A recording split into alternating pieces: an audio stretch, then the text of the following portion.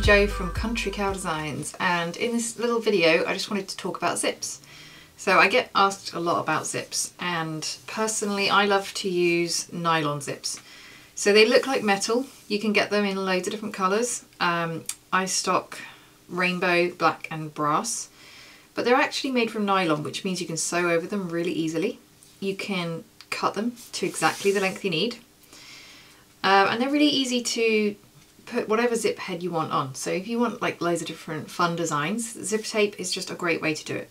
So in this short video I'm going to show you how I fit zip heads to my zip tape without any tools, and how I sew straight zips, because I get asked a lot about straight zips, so I'll show you how I do that.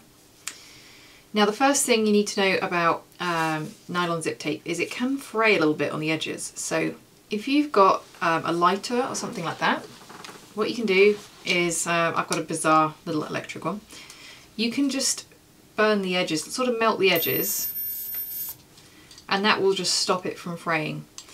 Another way that you can do this is with some fray check, but just using a lighter on it is just the easiest way I find. So if you want to fit a zip head, you just need to split your tape. Okay, and then you want to grab your zip head, and you'll notice on the zip head that it has like a rounded edge and a flatter edge. So we want to work with this rounded edge.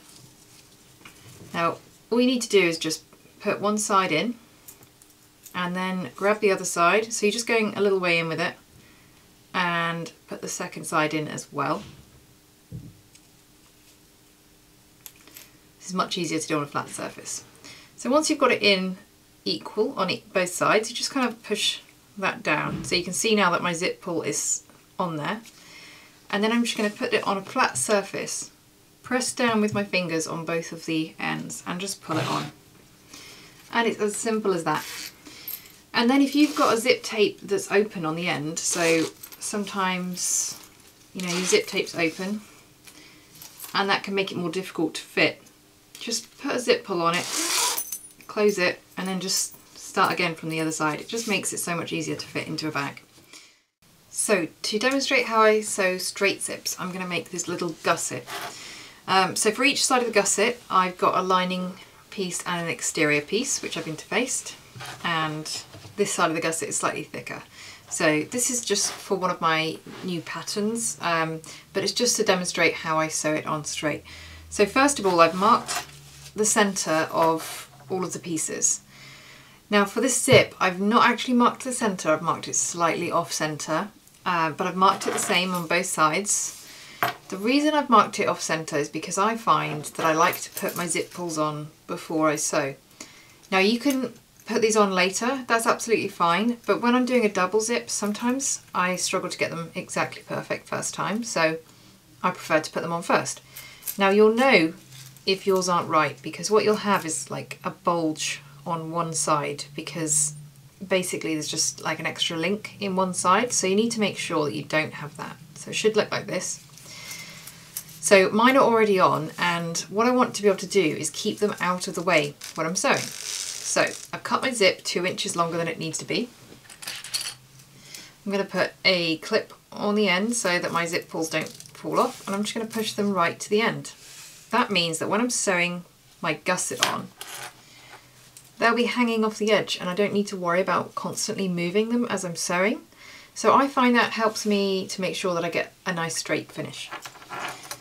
Now all of my pieces have the centres marked, so what I'm going to do is I'm going to start with my large exterior piece, and I'm going to match one of those centre marks to a mark on my zip, and I'm going to clip those together.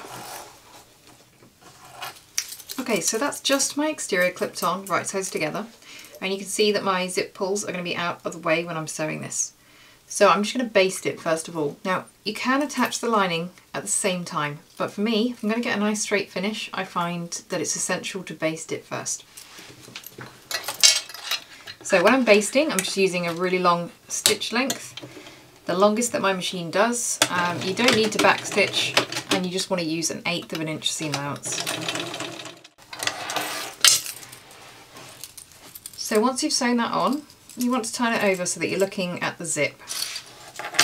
and then grab your lining piece, and you can match up the centre marks that you've made and clip those together.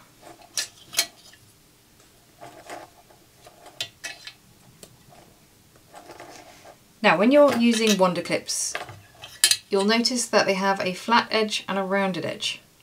And you want to make sure that the rounded edge is on top, because if it's on the bottom, it's going to cause you to get kind of a little bit wonky basically as it goes through your machine. So you want them all to have the flat edge on the bed of the machine and the curve on top. Now we're going to sew this on, and this is where most people would change to a zipper foot. But personally, I find I get a much better finish using a standard presser foot. So if you're using a domestic machine like me, you should have the ability to move your needle. So I'm going to move mine over to the far left, and that means that it's as far as it can go up to the presser foot. So you can see now that my needle is as far as it can get over in this section. And what I'm going to do is use this edge of the foot up against this edge of the zip. So you can see just here, because of the zipper teeth, it's got kind of like a nice firm edge. So that's what I'm going to do, and as I sew it, I'm going to get my presser foot right up against it, and it's going to be my guide, and it's going to make sure that my stitches are completely straight.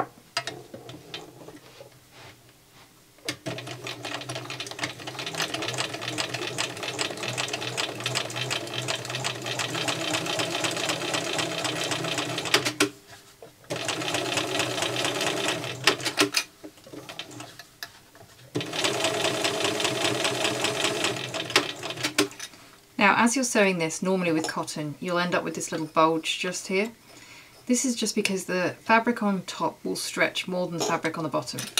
So don't worry about it, just kind of keep pushing that towards the end, and you can trim it when you get to the end.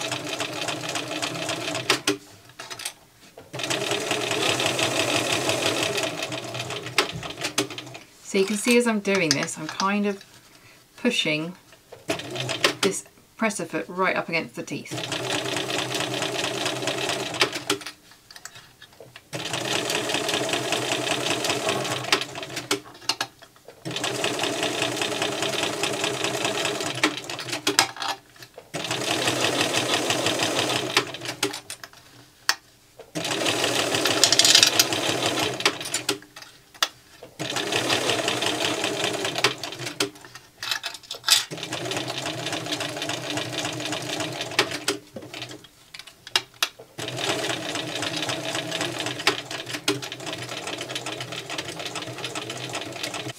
So that's what it should look like when it's finished. Now you can see that you've got an even gap down each side. They're both equal because you're using the presser foot as the guide, and the presser foot doesn't change width. So it's just a really nice way to get a nice even zip, a nice straight zip.